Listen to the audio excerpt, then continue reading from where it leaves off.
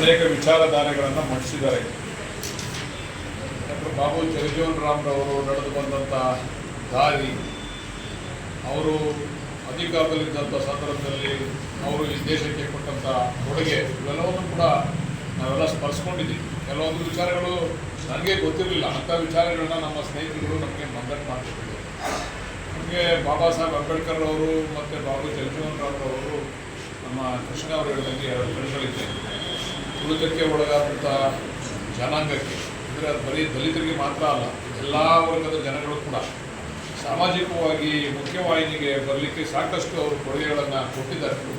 ಅವರು ಕೊಟ್ಟಂಥ ಕೊಡುಗೆಗಳಿಂದ ಇವತ್ತು ದೇಶ ಇನ್ನೂ ಕೂಡ ಜೀವಂತವಾಗಿದೆ. ತುಳಿತಕ್ಕೆ ಒಳಗಾದಂಥ ಜನ ಇವತ್ತು ಕೂಡ ಜೀವಂತವಾಗಿದ್ದಾರೆ. ಇಲ್ಲಾಂದರೆ ಇನ್ನೂ ಸಾಕಷ್ಟು ನೋವು ಕಷ್ಟ-ಸುಖಗಳನ್ನು ಅನುಭವಿಸಬೇಕಾಗಿತ್ತು.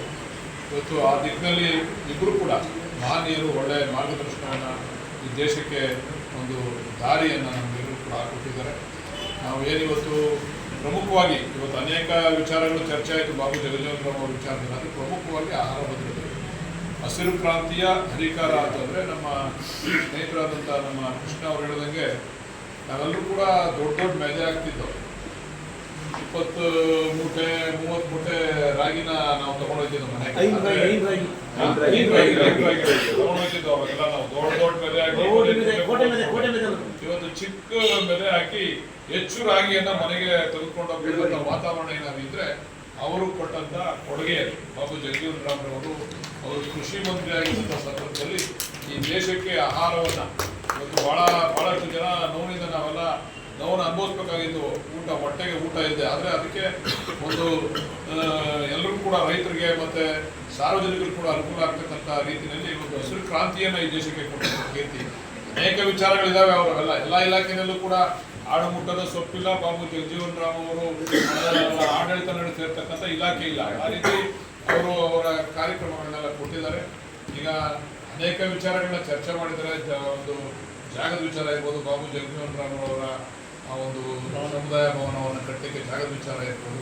ಮತ್ತು ನಾನು ಒಂದು ಮಾತನ್ನು ಹೇಳಲಿಕ್ಕೆ ಇಷ್ಟಪಡ್ತೇನೆ ತಾಲೂಕು ದಂಡಾಧಿಕಾರಿಗಳಿಗೆ, ಪ್ರತಿ ಸರ್ಕಾರಿ ಕಚೇರಿಯಲ್ಲೂ ಕೂಡ ಬಾಬು ಜಗಜೀವನರಾಮ್ ಅವರ ಈ ಒಂದು ಫೋಟೋವನ್ನು ಹಾಕಲಿಕ್ಕೆ ನಮ್ಮ ತಾಲೂಕು ಅಧಿಕಾರಿಗಳು ಎಲ್ಲ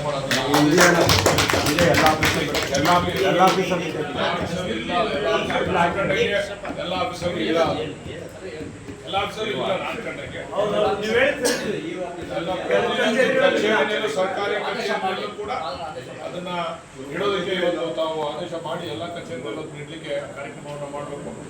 ಭವನವನ್ನು ಕಟ್ಟಲಿಕ್ಕೆ ನಾವೆಲ್ಲ ಕೂತು ಚರ್ಚೆ ಮಾಡಿ ಸೂಕ್ತ ನೀವೆಲ್ಲ ಒಪ್ಪುವಂತ ಜಾಗ ಹುಡುಕಿದ್ದೀನಿ. ಒಂದು 2-3 ಜಾಗ ನಿಮ್ಮೆಲ್ಲರ ಚರ್ಚೆ ಮಾಡಿ ಅದನ್ನು ತೀರ್ಮಾನ ಮಾಡೋಣ. ಈಗ ನಮಗೆ 14ನೇ ತಾರೀಕು ಬಾಬಾ ಸಾಹೇಬ್ ಅಂಬೇಡ್ಕರ್ ಅವರ ದಿನಾಚರಣೆ ಇದೆ. ಅದರ ಆದಮೇಲೆ ನಾವು ಒಂದು 25ನೇ ತಾರೀಕು ಪ್ರಮುಖವಾದಂಥ ಕಾರ್ಯಕ್ರಮವನ್ನು ಮಾಡಬೇಕು. ಇವರಿಬ್ಬರದು ಸೇರಿ ಒಂದು ಜಯಂತಿಯನ್ನು ಆಚರಣೆ ಮಾಡಬೇಕು ಅಂತ. ಅಷ್ಟರಲ್ಲಿ ಒಂದು ಜಾಗದ ಬಗ್ಗೆ ನಾವು ಒಂದು ಕನ್ಫ್ಯೂಷನ್ಗೆ ಬರೋಣ ಅಂತಕ್ಕಂಥ ಮಾತನ್ನು ಕೂಡ ಈ ಸಂದರ್ಭದಲ್ಲಿ ಹೇಳ್ತಾ, ಈಗ ಯಾವ ರೀತಿ ಕಾರ್ಯಕ್ರಮವನ್ನು ಹಮ್ಮಿಕೋಬೇಕು ಅನ್ನೋದು 14ನೇ ತಾರೀಕು ನಮ್ಮ ಈ ಒಂದು ಇಲ್ಲಿ ಕಾರ್ಯಕ್ರಮ ಆದಮೇಲೆ ಕೂತು ನಾವೆಲ್ಲ ಸೇರಿ ಚರ್ಚೆ ಮಾಡಿ 25ನೇ ತಾರೀಕು ಕಾರ್ಯಕ್ರಮ ಯಾವ ರೀತಿ ಇರಬೇಕು, ಏನೇನು ಮಾಡಬೇಕು ಅಂತಕ್ಕಂಥದ್ದನ್ನು ನೀವು ಒಂದು ಆ್ಯಕ್ಷನ್ ಪ್ಲಾನನ್ನು ಮಾಡ್ಕೊಂಡ್ಬನ್ನಿ. ನೀವುಗಳು ಕೂಡ ಯಾವ ರೀತಿ ನಾವು ಮಾಡಬೇಕು ಅಂತೇಳಿ ನಾವು ನೀವೆಲ್ಲ ಸೇರಿ ಒಟ್ಟಾಗಿ ಮಂತ್ರಿಗಳನ್ನು ಆಹ್ವಾನ ಮಾಡಿ ಒಂದು ವಿಶೇಷವಾದಂಥ ರೀತಿಯಲ್ಲಿ ಇವರಿಬ್ಬರಿಗೂ ಕೂಡ ಗೌರವ ತರ್ತಕ್ಕಂಥ ರೀತಿಯಲ್ಲಿ ಒಂದು ಒಳ್ಳೆಯ ಕಾರ್ಯಕ್ರಮವನ್ನು ಮಾಡೋಣ ಅಂತಕ್ಕಂಥ ಮಾತನ್ನು ಈ ಸಂದರ್ಭದಲ್ಲಿ ಹೇಳ್ತಾ, ಇವತ್ತು ಮತ್ತೊಮ್ಮೆ ಡಾಕ್ಟರ್ ಬಾಬು ಜಗಜೀವನರಾಮ್ರವರಿಗೆ ಅವರ ಹುಟ್ಟುಹಬ್ಬದ ಶುಭಾಶಯ. ಅಂದರೆ ಅವರ ಆತ್ಮಕ್ಕೆ ಶಾಂತಿ ಸಿಗಬೇಕಾದ್ರೆ ಅವರು ಕೊಟ್ಟಂಥ, ಅವರು ಹಾಕಿಕೊಟ್ಟಂಥ ಮಾರ್ಗದರ್ಶನದಲ್ಲಿ ನಾವೆಲ್ಲರೂ ಕೂಡ ನಡೆದಾಗ ಮಾತ್ರ ಸಾಧ್ಯ. ಅವತ್ತಿನ ಭಾರತನೇ ಬೇರೆ, ಇವತ್ತಿನ ಭಾರತನೇ ಬೇರೆ. ಈಗ ಸಾಕಷ್ಟು ಬದಲಾವಣೆ ಆಗಿದೆ, ಸುಧಾರಣೆ ಆಗಿದೆ. ಇವತ್ತು ಆ ಭಾರತವನ್ನು ನಾವು ನೋಡಲಿಕ್ಕೆ ಸಾಧ್ಯ ಇಲ್ಲ. ಅವತ್ತು ವ್ಯವಸ್ಥೆ ಬೇರೆ ರೀತಿ ಇತ್ತು. ಈಗ ಬಾಬಾ ಸಾಹೇಬ್ ಅಂಬೇಡ್ಕರ್ ಅವರು, ಜಗಜೀವನರಾಮ್ರವರು ಇವರು ಹಾಕೊಟ್ಟಂಥ ದಾರಿಯಿಂದ ಹಲವಾರು ಸುಧಾರಣೆಗಳಾಗಿವೆ, ಬದಲಾವಣೆಗಳಾಗಿದ್ದಾವೆ. ಹಿಂದೆ ಇದ್ದಂಥ ಪದ್ಧತಿ ಇವತ್ತಿಲ್ಲ. ಅದನ್ನು ನಾವು ಅನುಸರಿಸ್ಕೊಂಡು ಹೋಗೋಣ ಅಂತೇಳಿ ಈ ಸಂದರ್ಭದಲ್ಲಿ ಮತ್ತೊಮ್ಮೆ ಎಲ್ಲರೂ ಕೂಡ ಶುಭವನ್ನು ಕೋರಿ ನನ್ನ ಮಾತನ್ನು ಮುಗಿಸ್ತೀನಿ. ಶಿವಣ್ಣ ಸುಮಾರು ಹೇಳಿದರು. ಅವರು ಚಿಕ್ಕರಿದ್ದಾಗ ಸ್ಕೂಲಲ್ಲಿ 2 ಮಡಿಕೆ ಇಟ್ಟಾಗ ಅವ್ರಿಗೆ ಅವರೊಂದು ಹೊರಗಡೆ ಹೋಗಿ ಹೊಡೆದಾಕ್ತಾರೆ. 2 ಇಟ್ಟಿರ್ತಾರೆ ಮಡಿಕೆ, ಇಬ್ಬರು ಏನಿತ್ತು. ಒಂದು ಹೊಡೆದಾಕಿ ಅವ್ರು ಮುಖ್ಯೋಪಾಧ್ಯಾಯರು ಬಂದು ಕೇಳ್ತಾರೆ ಅವ್ರಿಗೆ, ಯಾಕಪ್ಪ ಅಂದರೆ ನೀವು ಒಳಗಡೆ ತರಗತಿ ಒಳಗಡೆ ಸಮಾನತೆ ಪಾಠ ಮಾಡ್ತೀರಾ, ಮತ್ತು ತರಗತಿ ಹೊರಗಡೆ ಬಂದು ಈ ಥರ ಅಸಮಾನತೆ ತೋರ್ತೀರ ಅಂತ ಹೇಳಿದಾಗ ಅವಾಗ ಒಬ್ಬ ಮುಖ್ಯೋಪಾಧ್ಯಾಯರಿಗೆ ಒಂಥರ ಬೇಸರ ಆಗುತ್ತೆ. ಹೌದಲ್ಲ, ನಾವು ಮಾಡೋದು ತಪ್ಪು ಅಂತ ಹೇಳಿ ಆವತ್ತಿನಿಂದ ಒಂದೇ ಒಂದು ಮಡಿಕೆ ವ್ಯವಸ್ಥೆ ಮಾಡ್ತಾ ಇದ್ದಾರೆ.